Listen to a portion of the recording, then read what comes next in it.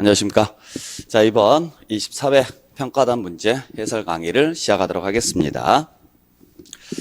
자, 이번 23회 평가단 문제는 올해 개정됐던 내용들 위주로 해서 문제를 한번 구성을 해봤습니다. 그래서 올해 개정된 내용들, 이러이러한 내용들이 좀 있었구나. 그래서 그러한 부분들에 대해서 다시 한번 좀 확인을 좀 해주시길 부탁드리고, 타 시험에서 기출된 문제들도 약간의 좀 반영을 좀 했으니까 그러한 부분까지도 같이 좀 봐주시길 부탁드릴게요. 자, 1번 보죠. 1번에 봤더니 취득세 중과 규정에 대한 설명으로 옳은 것은 이랬는데, 자, 1번 보니까 100분의 400을 합한 세율을 적용을 한대요. 자, 400을 합했으니까 몇 배짜리냐면 5배짜리 중과세네요. 그래서 봤더니 자 9억 원을 초과하는 주택이랍니다. 자, 9억 원을 초과하는 주거용이랍니다. 그러면은 고급 주택이죠? 근데 고급 주택이 올해부터 개정된 게 작년까지는 6억이었지만은 올해부터는 9억 초과죠. 그리고 그것도 실거래가를 기준으로 판단하는 게 아니라 시가 표준액을 기준으로 판단을 하죠. 자, 그래서 여러분들이 잘 기억을 하셔야 돼요. 자, 사채성 재산에 해당하는 자산이 5개가 있죠. 별장, 골프장, 고급 오락장, 고급 선박, 고급 주택이 있다. 그때 고급 주택은 면적이나 시설 요건이 들어가요. 근데 면적이나 시설까지는 모르셔도 되지만 기본적으로 얼마짜리냐, 금액 요건까지 추가돼야 되는데 금액이 9억 원을 초과했을 때 6억 원 초과해서 9억 원 초과로 상향 조정됐죠. 그리고 나서 뭐가 되느냐, 그 9억 원 초과 여부를 판단할 때는 실거래가가 아닌 시가 표준액을 기준으로 판단한다라는 거 꼭 기억하셔야 돼요. 얘랑 비교해서 같이 봐야 될 게 뭐예요? 소득세에서 고가주택이죠. 고가주택도 다 9억 원 초과짜리 주택인데 임대에서는 기준시가를 기준으로 판단하고 양도에서는 실거래가를 기준으로 판단을 하죠. 자, 2번 보죠. 2번에 봤더니 100분의 400을 합한 세율로 간대요. 역시 몇 배짜리예요? 5배짜리입니다. 그래서 봤더니 무슨 취득이에요? 무상취득이네요. 그것도 뭘 취득했을 때? 주택을 취득했을 때. 자, 주택을 무상으로 취득했을 때 5배 중과세가 되죠. 표준세율에다가 기준세율의 4배를 합한 5배짜리가 되죠. 그러려면 전제 조건이 2가지가 필요하네요. 무상거래일 때는 일단 무슨 지역에 들어가 있어야 돼요? 조정대상 지역에 들어가 있어야 되고 시가 표준액이 3억 원 이상짜리야죠. 3억 원 이상짜리야. 1억 원 이상짜리가 아니라. 네. 자, 그 다음에 3번 보죠. 3번에 봤더니 100분의 200을 합한 세율을 적용을 한대요. 그래서 봤더니 유상취득입니다. 유상취득이고 주택을 취득했을 때, 자, 유상으로 취득했을 때는 개인인지 법인인지를 구분을 하셔야 되고, 다시 개인은 주택수에 따라서 달라지죠. 하지만은 법인은요, 주택수나 지역에 관계없이 무조건 몇 배예요? 5배짜리죠. 그러니까 5배가 되려면 100분의 400을 합한 이렇게 나왔어야죠. 틀렸고. 자, 4번 보죠. 자, 주택수 계산할 때 어떻게 할 것이냐. 신탁주택은 누구의 주택으로 보느냐. 자, 신탁주택은요, 누가 가지고 있어요? 수탁자가 가지고 있죠. 그럼에도 불구하고 누구의 주택으로 보는 거예요? 위탁자의 주택으로 보죠. 자, 그래서 4번이 옳은 문장이네요. 자, 5번 보죠. 5번에 봤더니 각각 별도의 세대로 봐준대요. 자, 우리 세대 판단할 때 유일하게 취득세는요, 동고봉양을 전제로 주게 되면은 몇 세부터요? 60세가 아니라 65세가 돼야 되죠. 자, 그래서 취득세 중과 규정은 올해 개정된 게 아니라 작년 8월 정도에 개정이 됐었는데 어차피 작년에 시험제 안 나왔기 때문에 올해는 시험제 나올 가능성이 있습니다. 그래서 취득세 중과 규정에 대해서 100분의 200을 합한 3배짜리나 100분의 400을 합한 5배짜리 중과 규정에 대해서 여러분들이 꼭 좀 확인을 좀 해주시길 부탁드릴게요. 올해 취득세 문제에서는 나올 확률이 굉장히 높아요. 다시 한번 확인하시고. 자, 2번 문제 보죠. 2번 문제 봤더니 취득세 징수에 관한 설명으로 틀린 것은 이랬네요. 자, 그래서 1번 보니까 뭐 하래요? 통보하거나 신고하래요. 그래서 봤더니 누가? 국가가 매각을 했대요. 자, 국가가 매각을 하면 우리 국수공판장에 들어가면은 사실상 취득가격으로 간다 그랬죠. 그 말은 무슨 말이냐? 지자체에서 이미 알고 있다. 왜 알고 있다? 국가가 미리 통보를 해줬을 거니까. 그때 국가 등이 통보할 때는 무조건 며칠이에요? 30일이죠. 그래서 취득세에서 여러분들이 주의하셔야 될 것은 납세자가 신고를 하거나 하는 또는 뭐 납세자한테 뭔가를 적용을 할 때는 다 60일이에요. 취득세는. 그러니까 계약상 잔금 지급일이 명시되지 않을 때 계약일로부터 60일이 경과된 날, 계약이 해제가 됐을 때 60일 이내 해제가 되면은 취득으로 보지 아니한다. 자, 중과 대상이 아닌 용도로 사용하기 위해서 용도 변경 공사를 하면은 중과세 하지 않을 때도 60일. 신고 납부할 때도 60일. 그래서 취득세는 다 60일이에요. 근데 국가나든지 아니면은 등기 관할 관청한테 요구할 때는 30일짜리가 있고 다음 달 10일짜리가 있죠. 그러니까 30일짜리하고 다음 달 10일짜리를 알고 계셔야 돼요. 어떤 경우냐? 30일짜리는 국가가 뭐 했을 때? 매각했을 때요. 국가가 취득하는 게 아니라 국가가 매각했을 때 그 매각 사실을 해당 지자체에다가 알려주라고요. 납세자보다 빨리 알려줘야 되니까 납세자는 60일 이내 신고해야죠. 국가는 30일 이내 통보하라는 이야기예요. 기억해 주시고. 자, 2번에 봤더니요. 취득세를 신고 납부할 수 없대요. 그래서 봤더니 누구예요? 채권자 대위자네요. 자, 채권자 대위자는 취득세를 낼 수 있을까 없을까? 이 문제죠. 자, 우리가 채권자 대위권에 대해서 납세무자는 누가 돼요? 채무자죠. 채무자의 재산을 채권자가 강제로 채무자 이름으로 등기시키는 거거든요. 그러니까 실질적으로는 채무자 겁니다.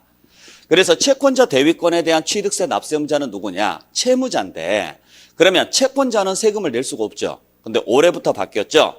채권자 대위권에 대해서도 채권자는요, 뭐 할 수 있다? 신고 납부할 수 있다. 꼭 기억을 좀 해주셔야 돼요. 올해부터 신설된 내용입니다. 자, 그 다음에 3번에 봤더니 100분의 80을 가산한대요. 아, 가산세 문제구나. 중가산세. 자, 중가산세가 나오려면 전제조건 3가지. 첫 번째, 취득세 과세 물건이어야 됩니다. 두 번째는요, 사실상 취득했어야 됩니다. 세 번째는요, 신고를 하지 아니하고 매각해야 됩니다. 요 세 단어가 동시에 들어가야죠. 그러면 80% 가산세가 붙죠. 그것도 어떤 금액에? 산출 3개. 가산세니까. 과세 표준의 80%다 그러시면 안 되는 거고요. 그 다음에 4번에 봤더니 신고 납부하래요. 자, 신고 납부하는 거니까 납세자한테 말하는 거죠? 그러면 우리가 신고 납부는 딱 3개밖에 없네요. 60일짜리하고 6개월짜리하고요. 등기 접수하는 날까지 하고요. 그랬을 때 상속은 6개월, 등기할 때는 등기 접수일, 이걸 제외한 나머지는 다 60일입니다. 그래서 앞에 봤더니 뭐 했대요? 경감받은 후에 추징 대상이 됐대요. 자, 등기하거나 상속이 아니죠. 그러니까 무조건 며칠이에요? 60일이죠. 그리고 이때 꼭 하나 주의하셔야 될 것은 뭐뭐한 후에 뭐뭐가 됐다 이렇게 문장이 나오면 반드시 나오는 지문이 하나 있죠. 항상 나오는 지문. 이미 납부한 세금 뭐 하십시오? 공제하십시오. 그때 공제할 때 무엇은? 가산세는 뭐 하시고요? 제외한다라는 사실. 가산세까지 포함해서 공제를 해줘 버리게 되면 어때요? 제재의 효과가 사라지는 거죠. 꼭 기억하시고. 자, 그 다음에 5번 보겠습니다. 5번 봤더니 역시 신고 납부하래요. 6개월 이내. 자, 6개월이 나올 수 있는 경우는 딱 하나. 상속이죠. 그리고 개월수가 나왔으니까 반드시 이 말 꼭 확인하죠. 달의 말일부터. 네. 자, 그래서 틀린 문장은 2번이네요. 자, 3번 보겠습니다. 자, 3번은 재산세 문제인데 재산세에서 주택에 대한 세율에 대한 문제예요. 근데 주택 세율이 원래 몇 프로였느냐면 4단계 누진세죠? 주택 세율이 4단계 누진세고 그것도 몇 프로부터 몇 프로까지냐면 0.1에서 0.4%까지예요. 단 올해부터 1세대 1주택자에 대해서는 1세대 1주택자에 대해서는 특례를 적용합니다. 그때 특례 세율이 몇 프로냐면 원래 누진세보다 0.05%를 더 싸게 과세해요. 그러니까 0.01보다 0.1에서 0.05를 빼니까 0.05%고 0.4에서 0.05를 빼니까 0.35%가 되는 거죠. 그래서 1세대 1주택자에 대해서는 즉 세대 통틀어서 집이 한 채만 있으면 여러 개의 집을 가지고 있는 사람하고는 좀 더 부담을 줄여주자 그래서 세율을 인하시켰죠. 올해부터.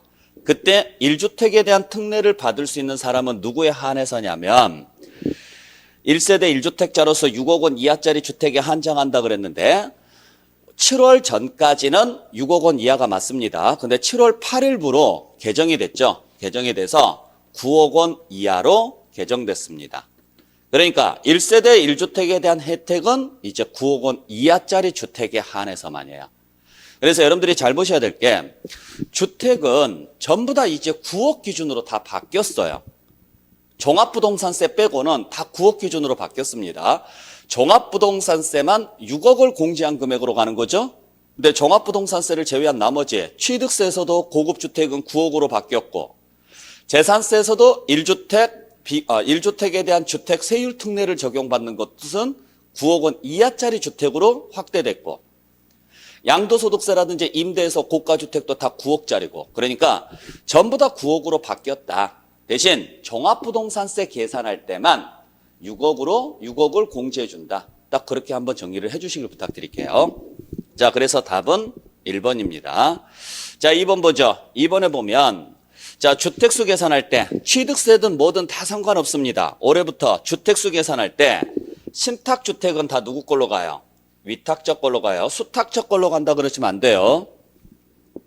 그 다음에 3번에 봤더니 지방자치단체장이 조례로 정하는 바에 따라 표준세율의 100분의 50 범위에서 가감한 세율을 적용한 세액이 특례세율을 적용한 세액보다 적은 경우에는 특례세율을 적용하지 않는다. 즉 0.1에서 0.4%를 적용을 하면서 가감 조정을 했어요. 그러면 세율이 특례보다 더 낮게 나올 수가 있죠. 그죠? 즉 이쪽에 여기에다가 플러스 마이너스 가감 조정한 세율을 적용을 해서 계산을 해봤더니 얘는 가감 조정 안 됩니다. 특례 자체를 낮췄기 때문에 얘는 가감 조정이 안 돼요. 하지만 원래 표준세율은 가감 조정이 가능하죠. 그렇게 해서 나온 세금으로 계산해 봤더니 얘가 납세자한테 훨씬 더 유리해요. 그러면 당연히 유리한 쪽으로 가야죠. 그래서 가감한 세율을 적용해서 나온 세액에 특례를 적용해서 나온 세액보다 뭐 했다면 적었다면 그러니까 특례 쪽이 더 컸다네요. 그러면 특례를 적용할 이유가 없죠. 납세자한테 유리하게 가야 되니까. 그 다음에 4번에 보니까 어떻게 가느냐. 자, 둘 중 경감 효과가 큰 것 하나만을 적용을 한다. 자, 3번하고 똑같은 개념이죠. 납세자한테 유리하게 해석하라고요. 뭔가를 적용을 하는데 두 가지가 있대요. 근데 두 가지가 둘 다 경감 효과를 받을 수가 있는데 하나는 경감 효과가 50%고 하나는 경감 효과가 60%래요. 그러면은 납세자한테 유리하게 적용하는 것은 경감 효과가 어떤 것? 큰 걸 적용을 해주는 게 좋죠. 경감 효과가. 그죠? 그러니까 1세대 1주택에 대한 주택 세율 특례는 왜 만들어 놨느냐면 납세자한테 유리하게끔 만들어 놓은 제도다. 그렇게 생각을 하시면 돼요. 그 다음에 5번에 봤더니 주택수에서 제외한대요. 이건 그냥 참고로 지문 5개 만들려고 그냥 내놓은 건데 혹시라도 모르니까 그냥 참고로 알고 계세요. 원래 주택수 계산할 때 본인이 가지고 있는 주택은 다 들어가는데 개인이든 법인이든 상관없이 하지만 종업원에게 무상으로 제공하기 위해서 종업원에게 제공하기 위해서 가지고 있는 주택 사택이죠. 사택. 이건 복지 차원이라 그래서 주택수에서 제외하도록 돼 있어요. 참고로 알고 계시길 바라요.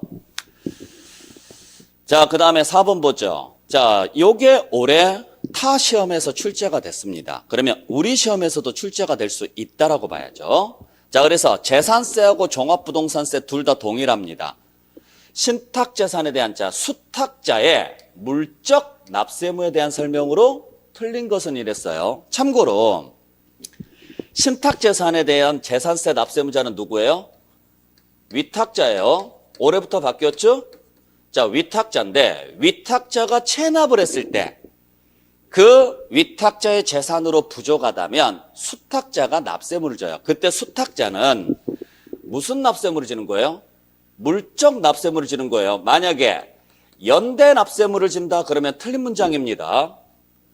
재산세에서는 연대 납세무가 있다 없다? 없다. 그래서 신탁재산에 대한 납세무자는 누구냐? 수탁자다. 위탁자다. 다만 위탁자의 재산을 처분했음에도 불구하고 부족액이 발생을 했다면 그 부족액에 대해서는 위탁자가 신탁한 재산을 수탁자가 가지고 있죠. 그 수탁자가 위탁자로부터 받은 신탁재산으로서 납세물을 지는 거예요. 그래서 우리가 물적 납세물이라고 하기 때문에 절대 연대 납세물이라고 하시면 안 됩니다. 자, 그래서 보시면 어떤 경우냐면 위탁자가 뭐 했을 때요? 자, 위탁자가 무엇을 했을 때냐면은 체납한 경우예요. 그러니까 원래 납세무자는 위탁자인데 위탁자가 체납을 했어요. 그래서 누구의 재산을 먼저 매각을 해요? 위탁자의 재산을 먼저 매각을 해요. 근데 부족액이 발생을 해요. 그래서 미치지 못할 때라는 단서가 들어가야 돼요. 연대 납세무하고 차이가 나야 되니까. 그럴 때는 누가? 수탁자가 무엇으로써? 신탁 재산으로 납부할 의무가 있다. 요게 물적 납세무입니다. 꼭 기억을 좀 해주시고. 자, 그 다음에 2번에 그러면은 이때 물적 납세무를 지우려면은 해당 관할관청은요, 그 자료를요, 반드시 뭐 해줘야 돼요? 수탁자에게 고지해줘야죠. 위탁자 재산 다 털었는데도 부족해. 그러니까 네가 가지고 있는 재산 중에 위탁자가 신탁해놓은 재산이 있잖아. 그거 내놔. 고지를 해야 됩니다. 그 다음에 3번에 자, 납부통지서를 수탁자에게 고지한 후에 위탁자가 신탁의 이익을 받을 권리를 포기를 해요. 자, 요 문장 잘 보세요. 수탁자에게 고지가 됐다는 이야기는 이미 청구권이 행사가 됐다는 이야기예요. 그 상황에서 위탁자가 이제 자기 재산 못 지킬 것 같아요. 맡겨놓은 재산에 대해서도 이미 통지가 가버렸습니다. 그래서 어떻게 하느냐? 야, 나 그 재산 포기할게. 그래서 포기해버려요. 그러면은 해당 관할관청은요, 위탁자가 포기한 재산에 대해서 징수할 수 있을까 없을까? 이 문제거든요. 그래서 포기한 경우에는 고지된 재산세에 대한 수탁자의 물적 납세무는 소멸한다. 이렇게 돼 있는데 소멸 안 합니다. 포기를 하든 말든 상관없어요. 이미 고지가 됐으니까 이미 납세무는 그대로 유지가 돼요. 그래서 포기를 하더라도 납세무에는 영향이 없습니다. 그대로 징수권은 계속 행사가 가능하다라고 보셔야 돼요. 만약에 소멸해버리게 되면은 위탁자는요, 더 이상 지킬 만한 근거가 없으면은요, 그냥 다 포기해버리면 되죠. 그러면은 지자체에서는 세금을 거둘 수가 없죠. 아셨죠? 그 다음에 4번에 봤더니요, 수탁자가 변경이 됐대요. 자, 수탁자가 원래 이 사람에서 이 사람으로 변경됐어요. 그러면은 납세무는 소멸할까요? 유지될까요? 유지됐죠. 그대로 승계됩니다. 상관없습니다. 그러니까 3번, 4번 같은 이야기죠. 위탁자가 포기를 해도 납세무는 그대로 유지가 됩니다. 물적 납세무는, 수탁자의 물적 납세무는 수탁자가 변경이 되더라도 수탁자의 물적 납세무는 승계됩니다. 승계된다는 이야기는 그대로 유지가 된다는 이야기죠. 그 다음에 5번에 봤더니 지방자치단체장은 최초의 수탁자에 대한 신탁 설정일 기준으로 해서 납세무, 재산세 등을 징수할 수 있다. 자, 수탁자가 변경이 됐어요. 그러면 변경된 시점을 기준으로 해서 재산세를 징수를 해야 되느냐? 그건 아니다. 변경이 되면 승계한다 그랬죠? 승계했기 때문에 처음 설정된 것을 기준으로 해서 징수할 수 있다. 이렇게 정리하시면 돼요. 자, 그래서 요 내용 올해 우리 시험에서 나올 가능성이 가장 높은 것 중에 하나입니다. 꼭 좀 정리를 하시길 바랍니다.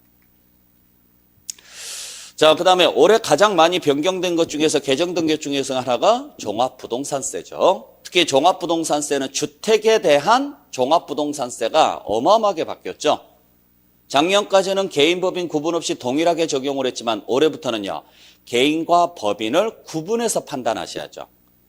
자, 그래서 그 내용을 가지고 한번 문제를 만들어 봤는데, 자, 1번 보죠. 1번을 봤더니 6억 원을 공제한 금액으로 한대요. 과세 표준은. 자, 6억 원이 나왔으니까 물건은 뭐가 나와야 돼요? 그렇죠. 주택이 나와야죠. 문제는 주택에 대한 종합부동산세 계산할 때 6억 원을 공제하는 것은 누구에 한해서요? 개인에 한해서죠. 법인은 아니죠. 그리고 개인이라고 하더라도 틀렸습니다. 6억 원을 공제한 금액에 공정시장가액 비율을 곱한 금액으로 한다. 이렇게까지 나왔어야죠.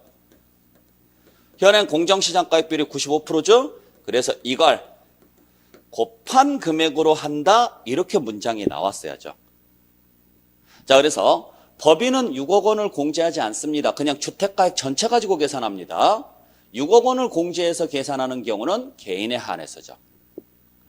자, 2번 보죠. 2번에 봤더니 요것도 올해 신설된 내용이죠. 공동명의 1주택자는 원래 공동명의 1주택은 1주택자에 대한 혜택을 못 받았어요. 근데 올해부터는 받을 수가 있죠.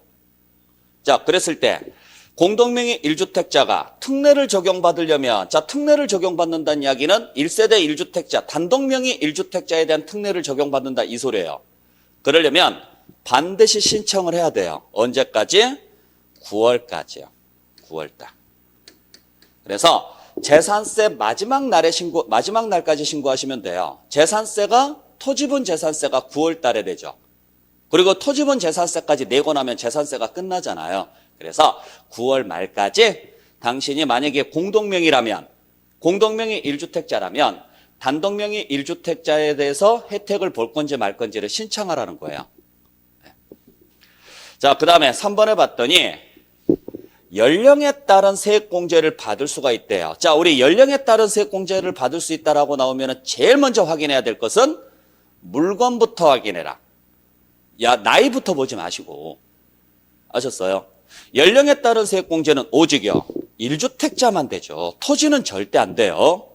그러니까 만 60세 이상이면 연령에 따른 세액공제는 가능합니다. 가능한데 그게 가능한 물건은 뭐에 한해서요? 1주택자에 한해서죠. 1주택자. 토지는 죽었다 깨어나도 연령에 따른 세액공제 못 받아요. 자, 그 다음에 4번에 봤더니요. 비례세가 적용이 된대요. 자, 우리 종합부동산세에서 비례세가 나오는 경우는 딱 하나밖에 없죠. 일단 주택이어야 되고 그게 법인이었을 때죠. 법인이었을 때. 참고로 개인은 6단계 누진세입니다. 몇 프로인지가 중요한 게 아니라 6단계 누진세라는 사실이 중요한 거죠. 토지는 무조건 3단계 누진세예요. 개인 법인 구분 없이. 하지만은 주택은 개인은 6단계 누진세고 법인은 비례세를 적용을 하죠. 자, 5번에 봤더니 상한이 300%래요. 자, 상한이 300%가 나올 수 있는 경우는 전제 조건 두 가지. 역시 주택이어야 됩니다. 그리고 개인이야죠. 왜냐하면 법인은 상한이 없어요. 그리고 토지는 무조건 150%니까. 자, 그러면 개인이고 주택인데 300%가 나오려면요. 3주택 이상이거나 아니면 조정대상 지역의 2주택이거나. 네, 맞는 이야기죠. 그래서 답은 5번이 되겠네요. 자, 그 다음에 6번 문제를 보죠. 6번 문제 보시면 우리 1세대 1주택자에 대해서 연령에 따른 세액공제나 장기보유 세액공제 몇 프로냐? 요거 한번 정리 한번 해보자 그래서 내봤는데, 자, 우리 1세대 1주택자가 되면은 만 60세부터 시작하죠? 연령에 따른 세액공제는 그래서 60세, 65세, 70세. 그 다음에 보유기간은 5년, 10년, 15년으로 나누죠. 이렇게 나누어서 60세 이상이면 몇 프로? 자, 연령은요. 10%, 20%, 죄송합니다. 연령에 따른 세액공제는 2, 3, 4로 가죠. 연령에 따른 세액공제는. 그래서 작년까지는 1, 2, 3으로 갔었어요. 연령별이. 근데 올해부터는 10%씩 더해주죠. 그래서 2, 3, 4로 가요. 그래서 20%, 30%, 40%. 그죠? 그 다음에 장기보유 세액공제는 20%, 40%, 50%죠. 이런 식으로 가죠. 자, 그러면 연령에 따른 세액공제는 2, 3, 4. 장기보유 세액공제는 2, 4, 5. 어차피 출발은 2에서 출발할 거예요. 자, 그러면 이걸 가지고 한번 보죠. 60세입니다. 자, 60세면 몇 프로? 20%. 그죠? 연령비 60세부터 가능하니까. 그 다음에 보유기간이 3년이래요. 그러면 보유기간은 못 받네요. 그러면 20% 맞죠? 자, 65세입니다. 65세니까요. 30%. 그 다음에 10년입니다. 그러면 2, 4, 5 중에서 4로 가야죠. 그러면 3 더하기 4니까 70%죠. 그 다음에 70세입니다. 70세니까 40%. 15년입니다. 15년이면 50%. 2, 4, 5니까. 그래서 합치면 9가 돼야 되는데 최대 몇 프로까지만 해줘요? 80%까지만 해주죠. 90% 안 해준다 그랬죠? 최대 80%입니다. 맞고. 자, 그 다음에 55세면 못 받죠? 15년이면요. 50% 받을 수 있죠. 그러니까 여기는 50%가 돼야죠. 50%. 자, 70세입니다. 그러면 2, 3, 4 중에서 4로 가야죠. 70세니까 40%. 그 다음에 5년이니까요. 20%. 그러면 4 더하기 2 하니까 60%. 올해 이런 식으로 문제가 출제가 될 수도 있어요. 그래서 연령은 2, 3, 4, 장기 보유는 2, 4, 5 꼭 기억을 하시고 두 개 중복해서 공제가 가능한데 중복했을 때 최대 금액은 80%까지만 공제가 가능하다. 그렇게 정리하시길 바랍니다. 자, 그 다음에 7번에 양도소득세에 관한 설명으로 틀린 것은 그랬는데 올해 양도소득세는 세부적으로는 굉장히 많이 바뀌었어요. 세부적으로는 많이 바뀌었는데 우리 중개사 시험하고 관련해서 큰 틀에서는 그렇게 크게 많이 바뀐 건 없어요. 장기보유 특별공제에서 약간 수정된 부분이 있고 그 다음에 세율에서 많이 바뀌었죠. 세율에서. 자, 시험하고 관련 없는 부분에서는 굉장히 지금 바뀐 내용들이 좀 많이 있는데 그래서 양도소득세는 기존에 공부했던 내용 그대로 유지를 하시면서 추가로 우리가 개정된 것들만 간단하게 정리를 좀 하세요. 자, 그래서 일단 7번 문제는 왜 내느냐면 올해부터 양도소득세 과세 대상에 하나 추가된 게 신탁수익권이죠. 자, 그랬을 때 문제는 요 신탁수익권을 양도를 합니다. 그러면 양도소득세를 내요. 문제는 그 재산에 대한 지배통제권이 이전이 됐어요. 그러면 이때는 수익권의 양도로 보는 게 아니라 뭘로 보느냐면 재산에 대한 지배통제권이 이전이 됐기 때문에 그때는 재산을 이전하는 걸로 봐요. 수익권을 양도하러 보는 게 아니라 수익권의 양도하고 재산 양도는 다릅니다. 아셨죠? 왜냐하면 장기보유 특별공제를 해줄 거냐 말 거냐 재산이라고 하면 부동산을 말하거든요. 그러면 부동산이면 장기보유 특별공제가 가능해지죠. 하지만 수익권만 양도를 했다 그러면 그것 때는요. 장기보유 특별공제 같은 게 안 되죠. 그래서 수익권을 양도했으면 수익권 양도로 보지만 수익권을 양도했을 때 그 재산에 대한 통제권까지 다 양도했다면 그때는 수익권의 양도가 아니라 재산의 양도로 봐서 양도소득세가 과세가 되는데 양도로 보지 아니한다 그랬으니까 틀렸죠. 요거 설명드리기 위해서 말씀드렸고 그 다음에 2번도 올해 신설된 내용인데 신설된 내용이라기보다는 기존에 있던 내용을 그냥 법률에 넣어놨어요. 그러니까 유권 해석으로 나와 있던 걸 아예 법에다가 넣어놨어요. 분쟁이 심해서. 그래서 보면 뭐냐면 신탁을 했대요. 위탁자와 수탁자 간의 신임관계에 기하여 뭐가 됐대요? 신탁이 됐대요. 그걸 양도로 볼 거냐 말 거냐 이 문제인데 신탁은 양도이 아니에요. 양도 아니죠. 근데 이걸 좀 더 명확하게 써놨어요. 뭐라고 써놨느냐? 신탁을 했을 때 누가? 위탁자가요. 해지할 수 있거나 아니면은요. 실질적으로 지배권을 행사를 하고 있대요. 자, 제가 위탁자고 여러분들이 수탁자예요. 제가 재산을 신탁을 걸어놨어요. 근데 그 재산에 대한 지배권이나 운영권을 다 내가 가지고 있다고 제가. 그러면 이건 파는 게 아니라 뭐 하는 거예요? 맡긴 거죠. 맡기니까 이건 당연히 양도가 아니죠. 그래서 그냥 단순하게 보시면 돼요. 그냥 신탁 그 자체는 양도다 아니다. 양도가 아니다. 이제 요 내용을 올해부터 법률에다가 좀 더 명확하게 규정을 해놨다라고 보시면 되고. 자, 3번 해보겠습니다. 연대해서 납부할 의무가 있대요. 우리 양도소득세에서 유일하게 연대납세의무가 있는 케이스가 딱 하나밖에 없죠. 어떤 경우? 증여자가 직접 양도한 것으로 보는 경우. 부인 규정이죠? 그래서 증여자가 증여를 하고 수증자가 양도를 했는데 수증자가 양도한 걸 부인하고 증여자가 직접 양도한 것으로 봤다. 그때 수증자는요, 즉 누구는 증여받은 자는 연대에서 납부할 의무가 있다. 유일하게 이거 하나밖에 없어요. 그 다음에 4번에 봤더니 비과세준대요. 지적재조사를 했을 때 지적재조사를 통해서 감소된 면적에 대해서는요, 양도다 아니다. 양도 맞죠? 지적재조사를 해서 내 땅이 감소했다는 이야기는 국가에게 수용당했다는 소리예요. 근데 그게 오래전부터 작성되어 있던 잘못된 장부를 고치기 위해서 국가가 정책적으로 시행하고 있는 제도이기 때문에 비과세 정책을 해줬죠. 그냥 참고로 알고 계시면 돼요. 뭐 다들 알고 계시는 내용이니까. 그 다음에 5번에 봤더니요, 사용일을 취득일로 본대요. 건축했을 때. 자, 건축인데 사용일이 나오려면은요, 허가받지 않았어야죠. 허가를 받았으면 사용일이 아니라 뭐가 나와야 돼요? 사용 승인서가 나왔어야죠. 네. 자, 그 다음에 8번 보죠.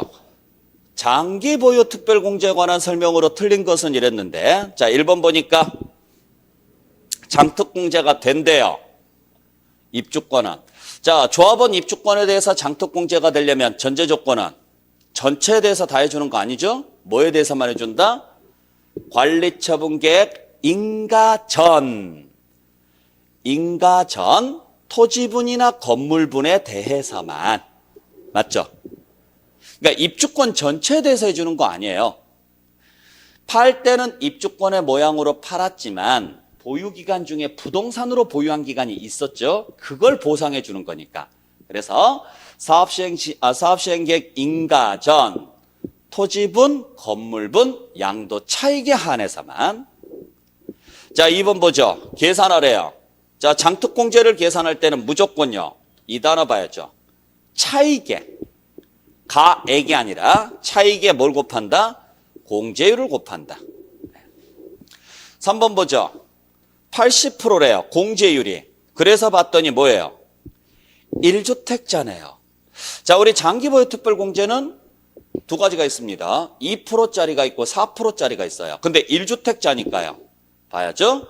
보니까 보유기간이 15년이고 거주기간이 5년입니다. 자, 1세대 1주택으로서 3년 이상 보유를 하면 장특공제가 되고, 그 보유기간 중에 거주기간이 2년 이상이면 4%를 받을 수가 있죠. 자, 요건 충족했으니까 4% 해보죠.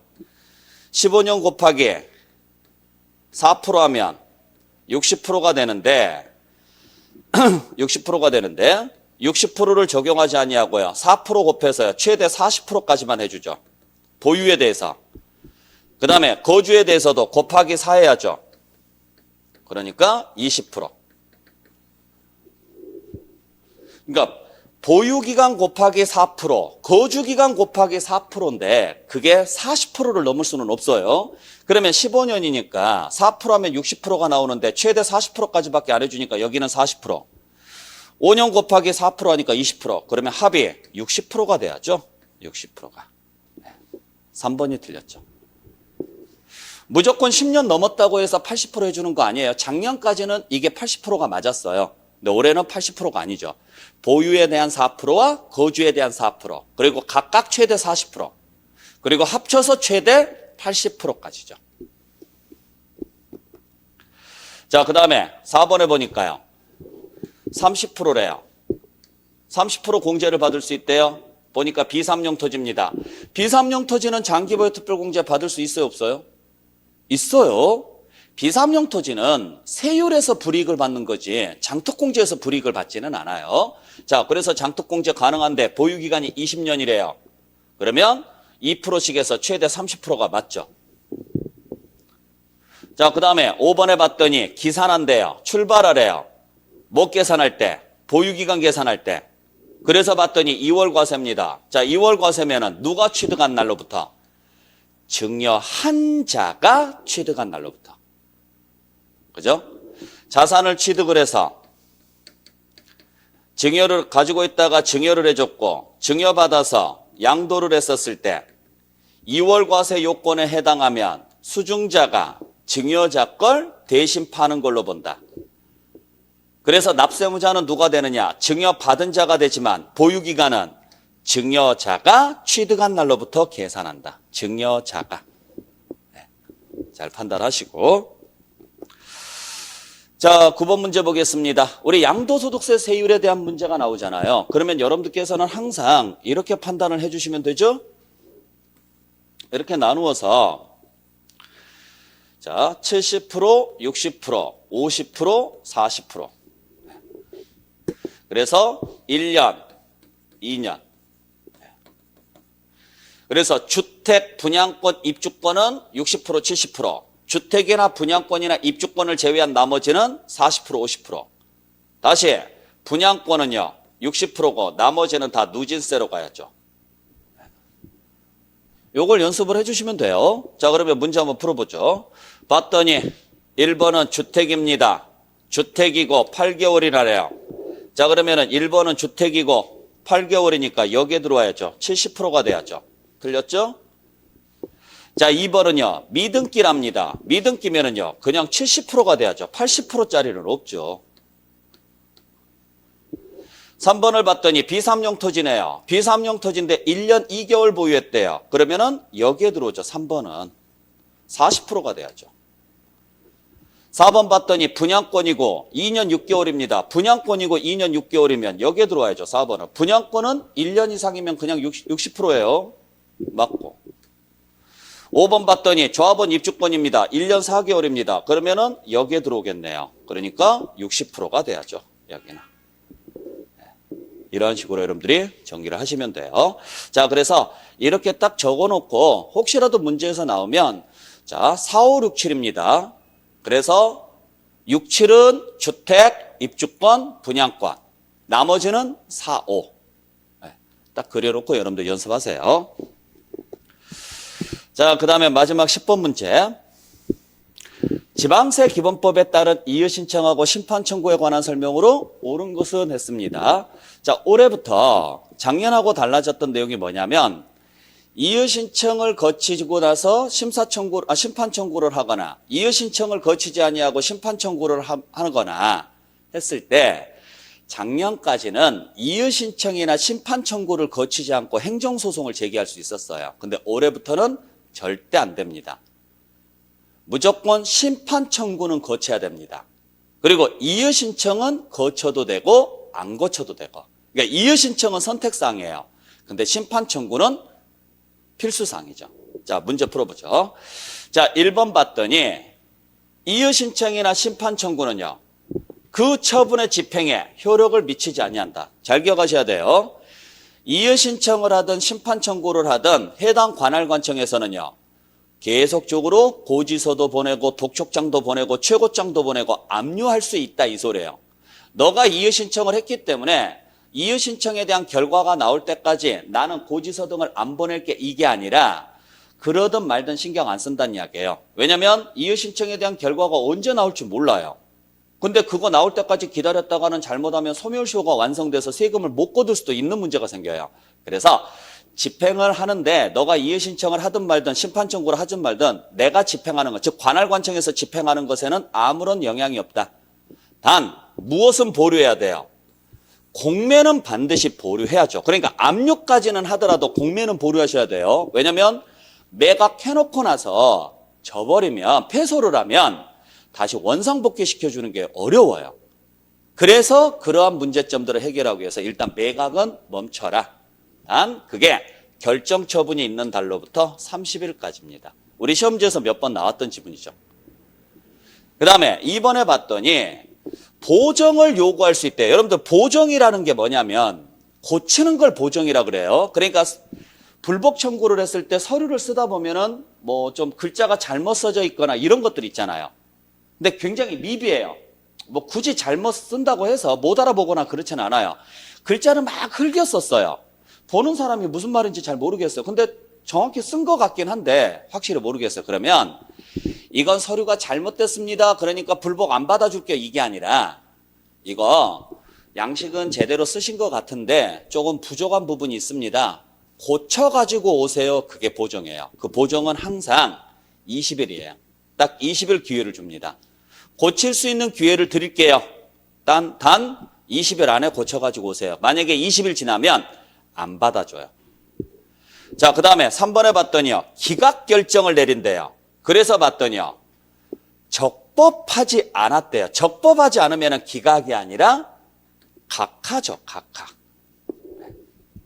그러니까 지금 이 경우에요. 2번처럼 20일 내내 보정하라고 했는데 안 해요. 그러면 절차상 적법하지 않은 거죠. 그때는 각하예요. 그래서 여러분들이 잘 보셔야 될 게 절차라든지 절차 자체가 적법하지 않아요.